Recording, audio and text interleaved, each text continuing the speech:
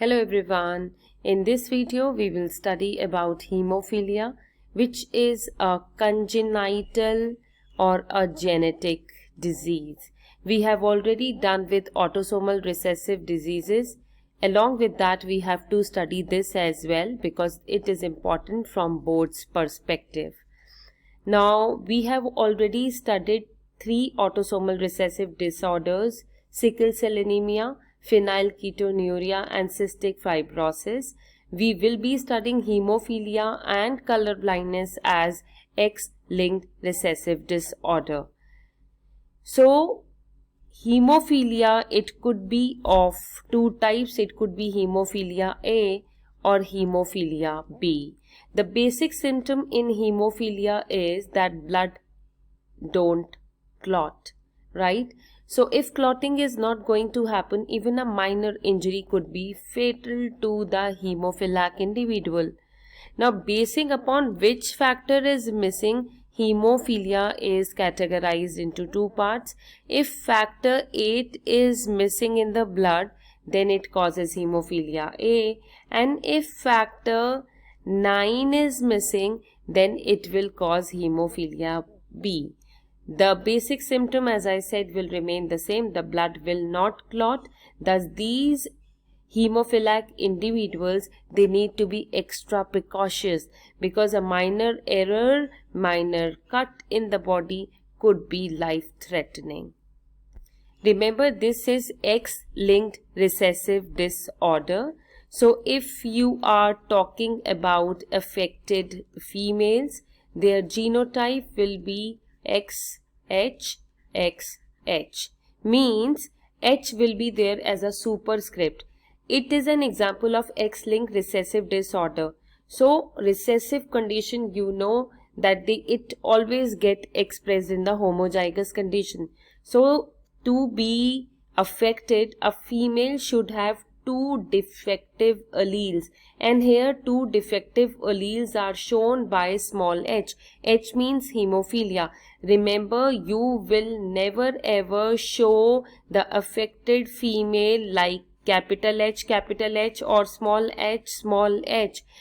Both these type of genotypes, they will be marked as wrong because it is an example of X-linked recessive disorder. So you have to show the affected allele on the X chromosome, right? This is important. Affected males will have the genotype as XHY.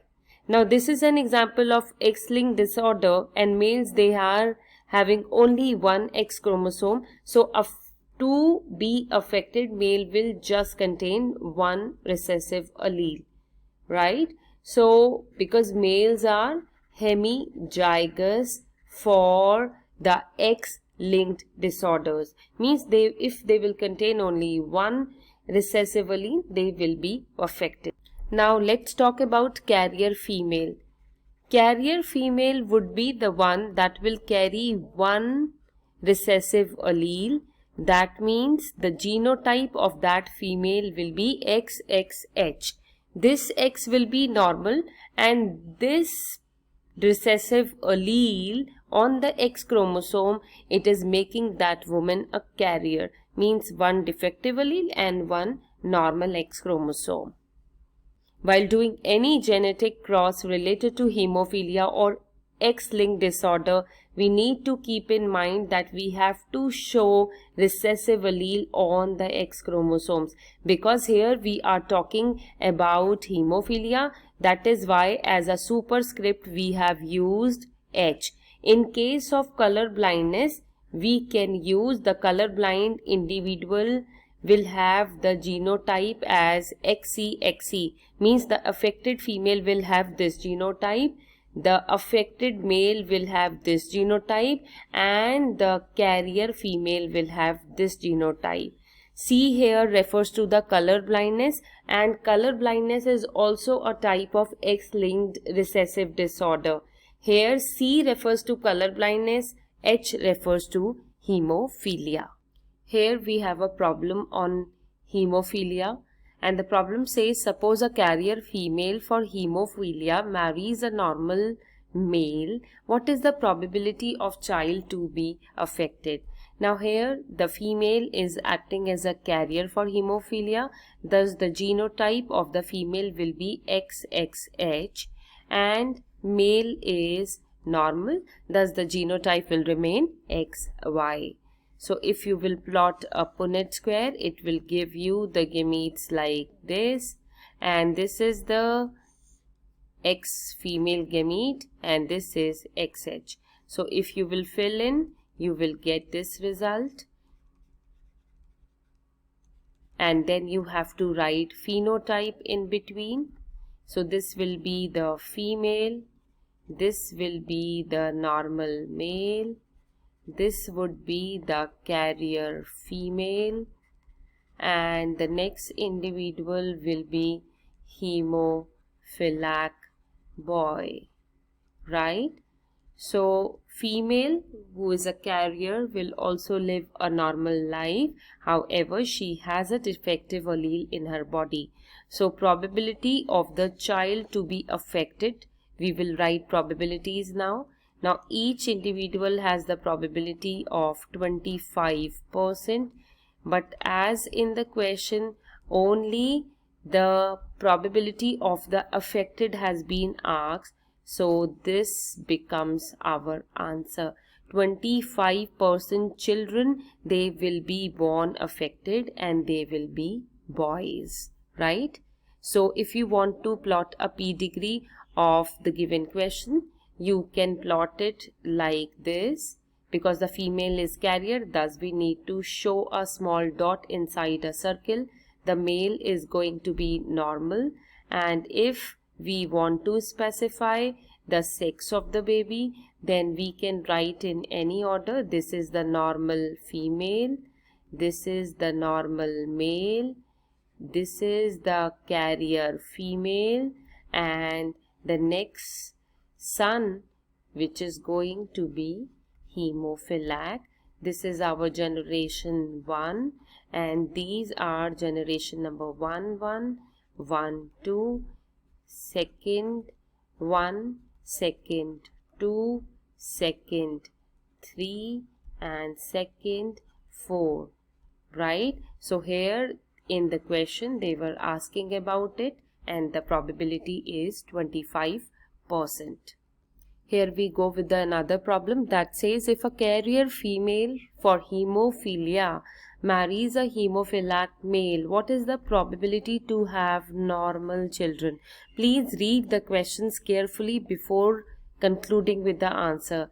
The female is carrier, that means the genotype of the female is XXH, and male is hemophiliac, means the genotype will be written like this. Plot the Punnett square, it will be XHY, here X and then XH, and then we will fill in the genotypes. It will be XHH, XY, XH, XH, XHY. Here this will be the carrier female, right? The probability will be 25%. This will be the normal male. This will be the affected female. Affected means she will suffer from the disease, and this will be the affected male, means both the affected male and female means they will be suffering from the disease. And remember, each individual has the probability of 25%. So here in this question they have asked the probability to have normal children. So normal child is only this one, which is containing normal chromosomes. So answer to this question is 25%, or even in fractions each individual is 1/4, so you can write 1/4 as well. That will also give you the full marks, right? So if you want to plot a P degree chart for it. You can show this female as to be the carrier, the male is affected, thus we will show like this. They have 4 children. Suppose first one is a girl, then she is a carrier, and then a normal male, and then affected female, and then in the end affected male. So you must know how to plot a P degree, because reverse way also the question may come. They may give you this P degree and they may ask you to estimate the genotype. Hope this was helpful to you. Let's catch up in the next video. Thank you.